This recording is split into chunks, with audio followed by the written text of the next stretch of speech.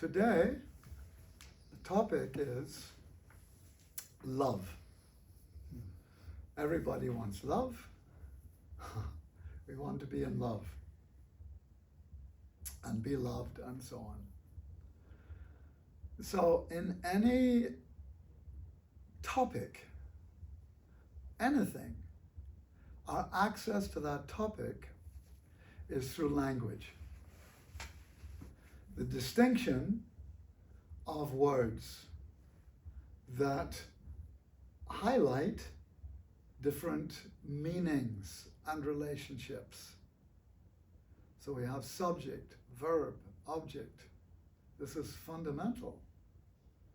Without subjects and objects and verbs, where would we be? So,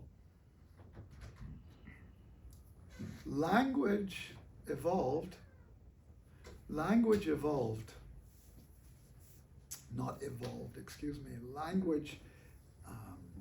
is the expression of consciousness. The higher the consciousness, the more rich, the more nuanced the language, the more distinctions. So that Sanskrit, for instance, it's recognized as being the perfect language. So much so that even in AI, they're looking at Sanskrit as the language to translate because it follows perfect rules. Perfect. Like English. I don't know how anybody learns English. I after A, except after C. And then it's, receive, and then, it's all these exceptions. And then you've got like OUGH, right? Through, thought, jeez, bow, cough. I mean, I don't know how I learned it. I'm amazed how people with English is not there. It's incredible. It's ridiculous language. So language, much more important than the pronunciation, though, the meanings. So a high language is the expression of a high consciousness. So the Sanskrit language is expressive of a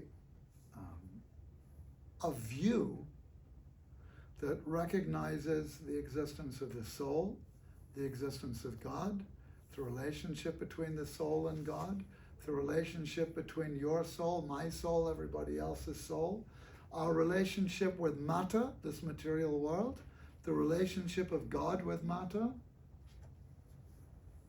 It deals with reality, and it's very, very nuanced. There are so many distinctions. So the classic area to show what a primitive and ignorant language English is, and that's confining our thoughts and our ability to comprehend and to communicate within its own hideously malformed condition, the word love. The word love. How is it possible that we can love a car, love a dog, and love our steak cooked a certain way, medium rare? What are we conveying with this word? So in Sanskrit, it's very easy. Immediately, oh, this is not love. This is not priti, affection. This is not prema. This is not divine, sacred. This is not love. This is not giving.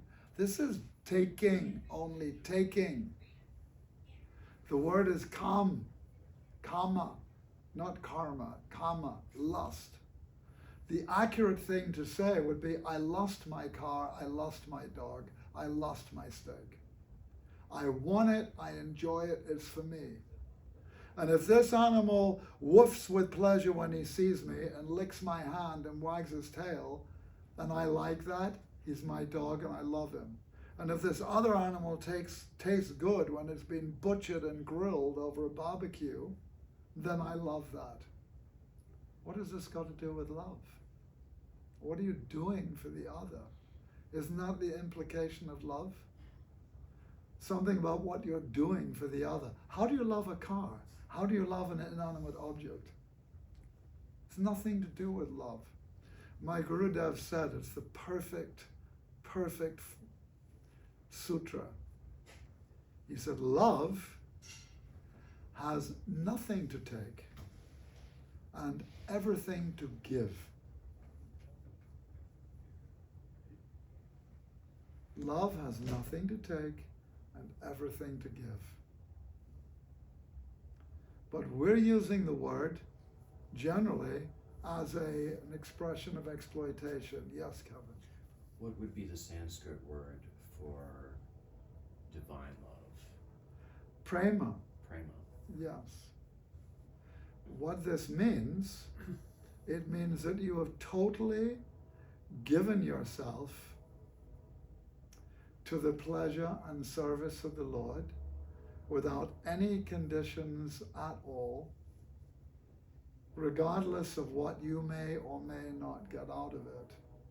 Your only consideration is Krishna's pleasure and happiness. Bhakti. Bhakti is also love. Prema bhakti. So there are gradations of spiritual love, but Rupa Goswami gave in the very first verse of Bhakti Rasamrita Sindhu, Nectar of Devotion, he described bhakti, what it is. Anya bilasita shunyam, jnana karmadi anapratam, anukulyena krishnanu, shilanam bhaktir uchate. So this Anya Bilasi is all about what's in it for me, what I get. Anya Bilas is shunyam, without any, shunyam, completely devoid of any concern of what's in it for me. Without any eagerness for jnana karmadi, jnana, for the knowledge that leads to liberation. Karma, any concern for benefit, especially elevation to heavenly planets. No, this motive's not there. No interest in yoga, siddhis. No self-interest, no separated self-interest, 100% self-interest. Because you are part, you are his limb to serve him. And as you serve him, then you are fully gratified. Just like by watering the root, the stomach, the root of the tree, feeding the stomach, yes, the whole tree, the whole body is nourished, like that. So this other kind of love, this is very warped. There's no possibility, none at all, of fulfillment. And in general, when we talk about love in this world, honestly, it's a business exchange. I enjoy you, you enjoy me. You have what I want, I have what you want. I've seen in my own, crippled existence, how I might have become very attached to a woman and think it's about her. Oh, she's so beautiful, she's so intelligent, she's so this, she's so that. And then she rebuffs. It doesn't go anywhere. And might meet another woman a day, a week later, the same feelings there. Oh, she's so, wait a minute, it has nothing to do with that. This is me. This is what I'm laying out there. I'm projecting my unfulfilled, whatever it is, onto. if it was love, how would it go from projecting it onto this one? Oh, she's rebuffed you, okay. Oh, she's far out. Yeah, she's the best thing ever. And then this one, and then this one, and then this one. How is that love? They're just in the way of our disturbed emotional psychology.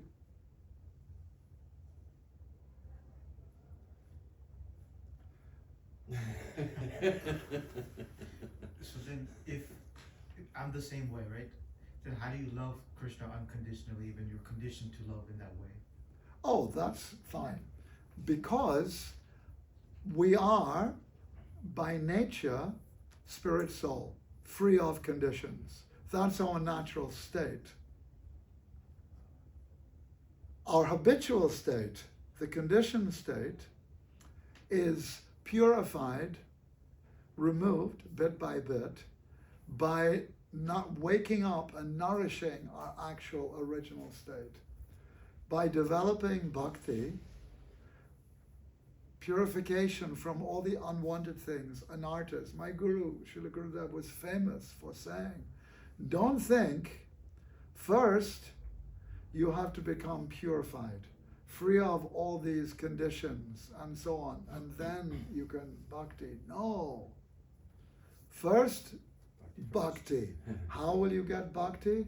By coming to the bhakta and hearing from him or her, receiving his energy, his inspiration, and that will awaken your bhakti.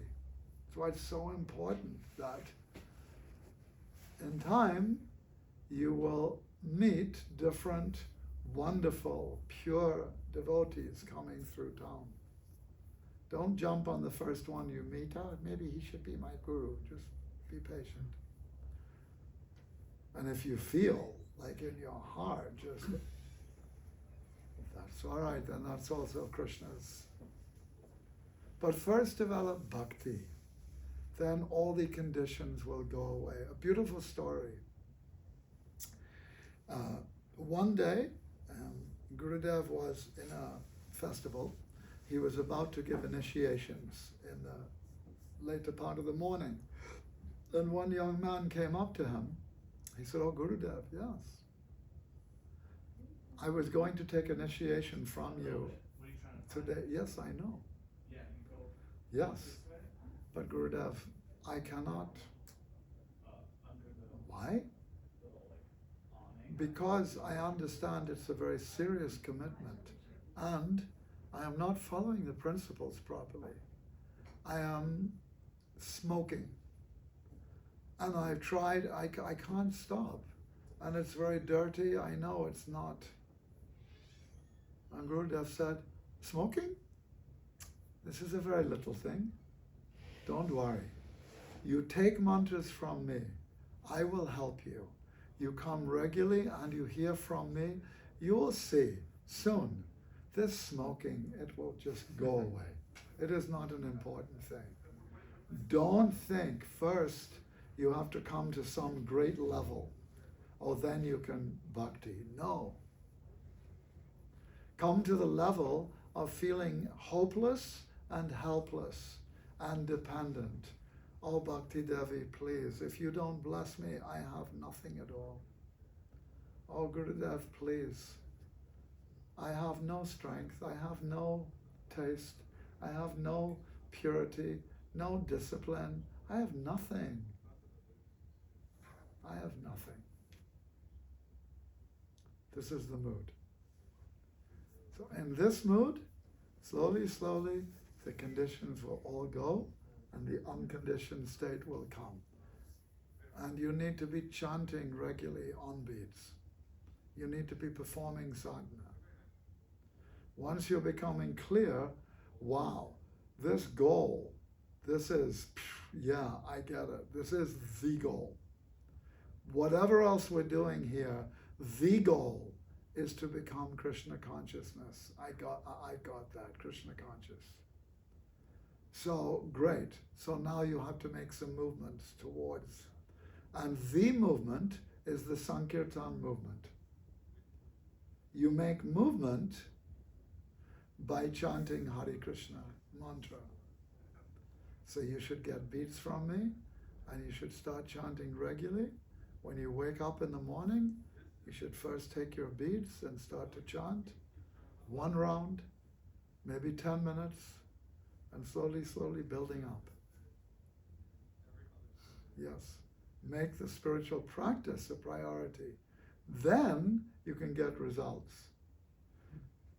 Learning all about China, understanding that China exists, going somewhere where once a week they talk about China is not going to take you to China. It can inspire you to think, I want to go to China.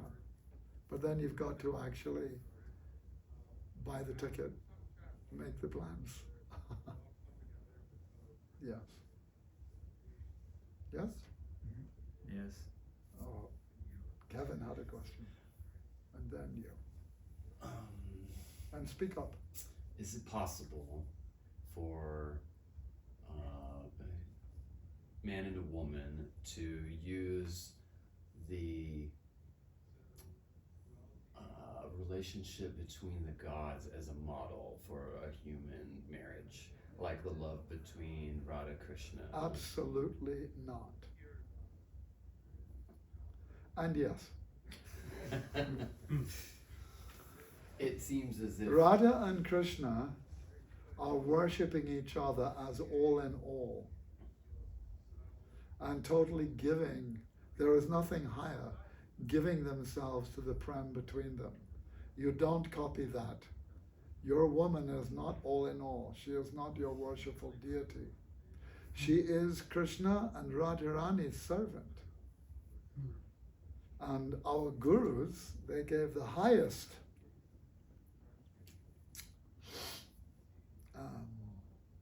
principle in marriage. Do not think of your wife as yours for your enjoyment. You must see her as Radharani's maidservant. Help her in her service, and she must do the same for you. But in terms of the chastity and the loyalty, that's a good model. But be careful though, because Radharani, her example, you've heard of man, the word man? This means anger. And sometimes it is with cause, and sometimes without cause. And for the sake of their pastimes, for keeping Krishna extremely, madly absorbed, and she's regularly developing moods of man. And in man, she is not submissive. So that works in heaven too, I guess. Huh? Works in heaven too, I guess. Yes. Heaven, if by heaven you're talking about where Radha Krishna are, all right, let's not use that word now. Because heaven refers to the heavenly planets, the material heavenly planets, where the demigods are living. So for the sake of distinction, let's be clear of the distinction. The spiritual world is not heaven. Heaven is where the demigods are enjoying extreme opulence of sense gratification.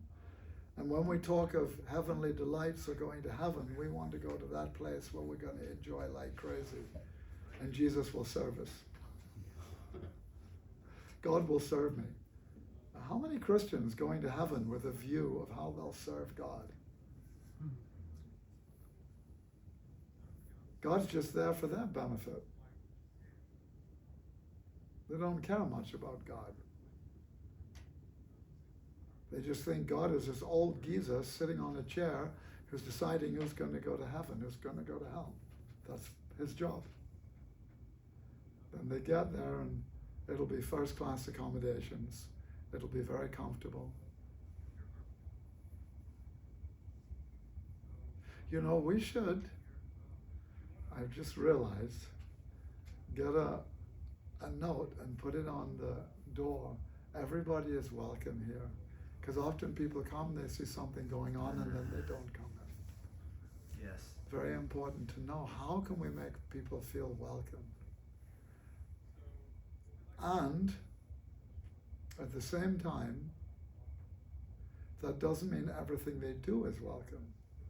If somebody wanted to come in here and urinate in the corner, that would not be welcome. or make out with his girlfriend, or light a joint, or eat a steak sandwich. So many things not welcome. Or come in here insisting on promoting Mayavad philosophy. So, on the one hand, we're making people welcome. On the other hand, we're not making their anartas, their unwanted habits, welcome. And this is a fine art balance that we're learning. And sometimes we see, in order to make people feel welcome, they're abandoning the distinction between which activities and beliefs are welcome. And in order to make you feel welcome, I will abandon my stand, my commitment to things that are uncomfortable for you. And then the preaching gets completely watered down. But anyway, a note saying, well, that's another thing. It's an easy thing. So, Damon, was that, or do you want to speak more about that? You answered well, thank you. Okay. Damon, So, and you have to speak up. You know my hearing's dreadful. what does it look like when we reach the goal? I don't know. Ask somebody who's there. That question is, in other words, it's not appropriate for me to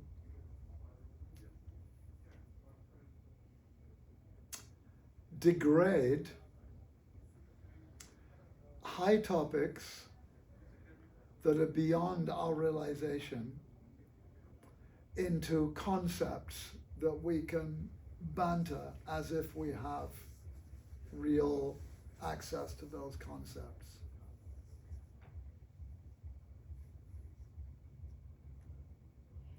But when you meet very elevated personalities, your heart starts to experience something of an environment that you're lost in, that you're so attracted by, that you don't know what you're doing there, what it is, where to go. And then you ask questions about very elevated things. And you experience love. You experience a little bit of the aura of the lover of God.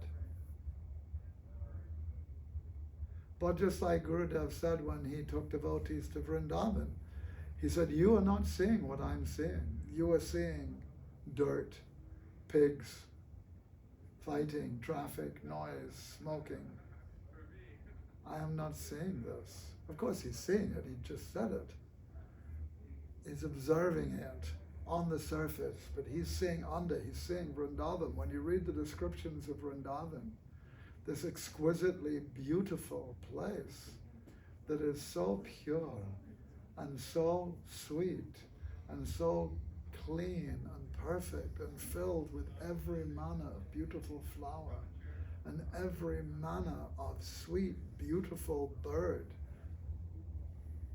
And there's no enmity, there's no competition, there's no creatures eating each other.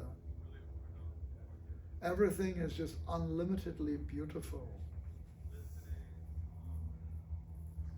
They're seeing that. We cannot see that yet. And everything is for Krishna's pleasure, and they see that. They see how everyone in Vrindavan is serving Krishna's pleasure. Therefore, when Krishna leaves Vrindavan to go to Mathura and then Dwarka, everything stops in Vrindavan. Vrindavan was so beautiful. Mother Yashoda was cooking such magnificent food. All the gopis, they're dressing so beautifully, making up so beautifully. The cows are giving so much milk. The cowherd men, they're milking the cows. Nice warm fires are burning to cook, and there's so much song, there's so much playing, there's so much everything. that they're all offering for Krishna's pleasure. So what happened when Krishna went to Mathura? They stopped doing everything. They didn't bathe, they didn't dress, they didn't cook, they didn't eat. They just were lost in intense moods of separation. But Krishna wasn't there. Who are they going to cook for? Who are the gopis going to make themselves look exquisitely beautiful for? He wasn't there. How could the boys laugh and frolic and play when Krishna's not there? Because it's all for his pleasure. This is the difference between this world and that. There, everything is for his pleasure, love. Here, everything is for our pleasure, kama, lust. And because we are spiritual beings, there is some love mixed in, but it's very contaminated. Otherwise, how could there be divorce? How is it possible? How could there be dissatisfaction? How could there be attraction to somebody else? But there's some love there, something, but it's not sufficient. In this world, the greatest love, Srila Prabhupada said, he said, the highest love in this world is a mother's love for the child. But we live in a world where how many women are getting abortions? How many parents just leave the children in front of the TV? Engage in all kinds of dreadful activities when the children are around. Smoking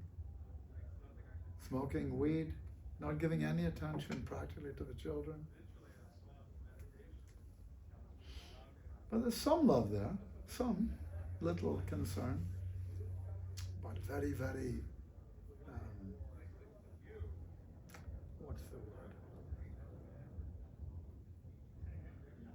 I can't remember. It begins with D. It means it's very, not debilitated, but it's very... Distorted? Hmm? Distorted. Degree. But that's true. But there's a particular word I'm thinking of that... Diluted. Huh? Diluted. No, it's all right. If it comes, it comes. It's not such a common word, but it's a wonderful word. Yes.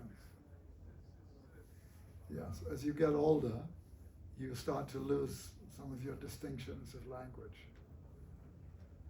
The mind becomes weaker. Everything. So, I was speaking with a friend earlier, and he's regularly disturbed by the fact that he's now reached an age where women aren't interested in him. He's interested in women. That doesn't go away. You're still, yeah, I can assure you. Whatever you think you see here, this isn't me.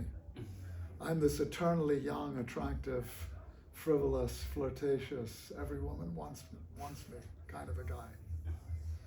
Except as soon as I wake up and I get out the front door, I discover this is not true.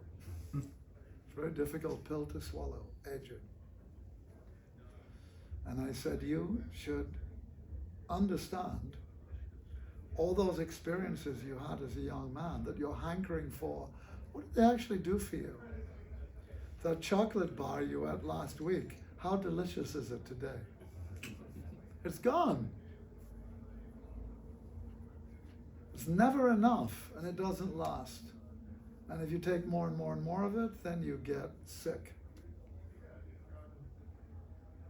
We're hankering for something that we don't have, but even when we had it, it wasn't enough. So when we get older, although apparently it's a curse, because now the sense objects aren't interested in us, if it's women. The senses aren't strong enough to enjoy properly. I can't eat like I used to eat. I couldn't sit down and have a meal of puris and pakoras and samosas and kachoris, and I would be so sick, indigestion. Of course, it's not good to eat that back then either, because you're actually overloading the body and creating so much ama that gets into the body and it manifests years later, ama, toxins, Ayurvedic toxins. But now the senses are getting weaker. My hearing's weaker. My vision is weaker. You can't enjoy as much. So a materialist is going to lament. Completely forgets that even when it was great, it wasn't so great. It was full of problems. But we have this selective memory now. We just remember the good parts. Sometimes we think about the wife who left us, or the husband we left, or whatever. Oh, and there was so, and you remember all these little things. Yeah, well, wait a minute. Do you actually remember what it was like? The arguments, the bitching, the needling, the gutting, you've forgotten that. Just you're feeling a little sexually agitated and you're remembering the occasions where there was a cute little body in your bed. But oh my God, you've forgotten the price you had to pay before and after. So, this aging is a blessing because we can lament, or you can see, just like the stoplights, there's 3 colors. Green, go. This is your youth. Go for it. Go for it, man. You got the energy, go do it. Yellow, prepare for stop. Red, death. Yellow, aging. Stop wishing it was green again because it's going to red. Yes. We have to. And you don't, just because you're young now, doesn't mean you've got no guarantee you're going to reach my age. When I was your age, When I was your age, young man, I had friends dying, and younger. We all have. We've all known people die when we were young who were young. No guarantees.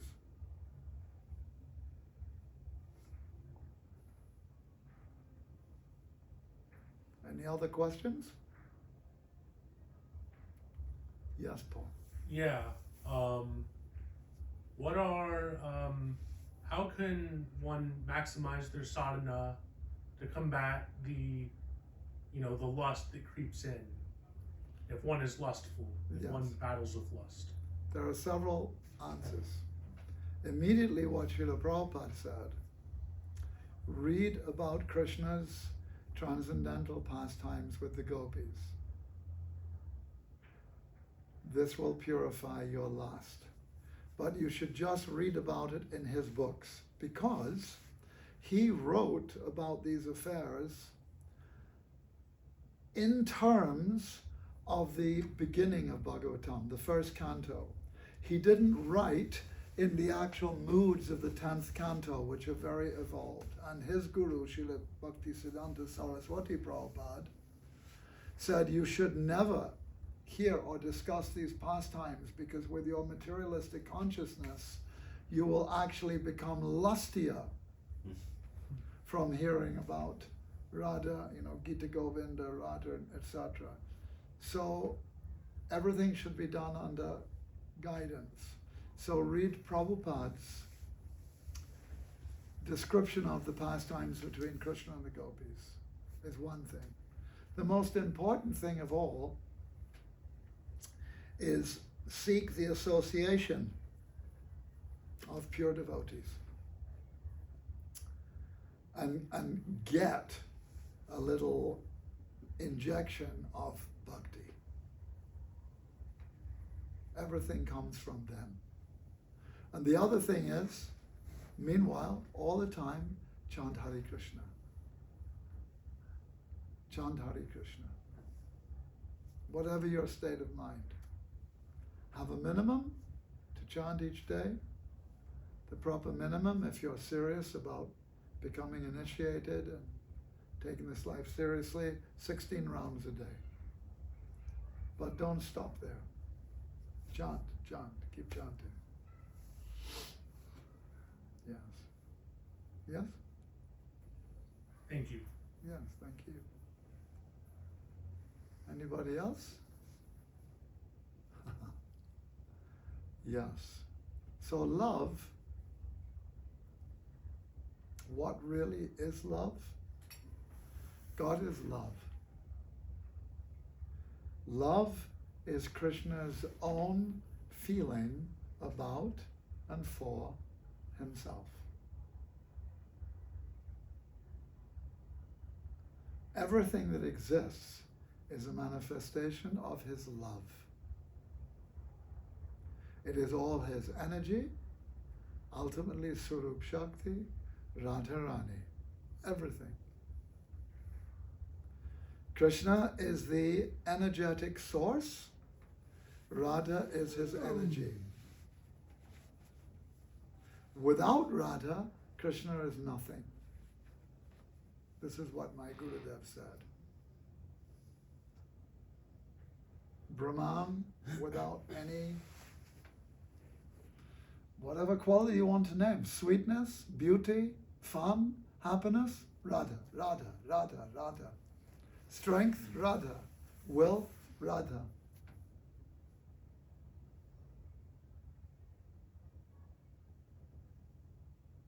Radha is everything.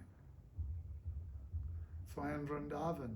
Radhe Radhe, Radhe Radhe, Jai Shri Radhe. Vrindavan Ishwari, Radharani, and Krishna is her servant. This is the message of Gaudiya Vaishnavism. This is the speciality of Gaudiya Vaishnavism. This is the topmost point of existence, the highest teaching that Krishna himself is the servitor of Radharani. And of course she is his servant completely. And she's experiencing the highest love possible, the highest sweetness possible that Krishna can't taste until he again unites with her in the form of Sri Chaitanya Mahaprabhu, who is Krishna in the mood of Radharani.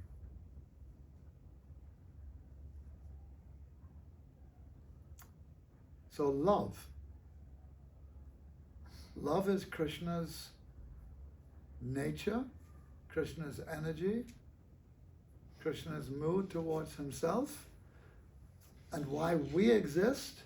We are born of that love, to serve that love, to taste that love.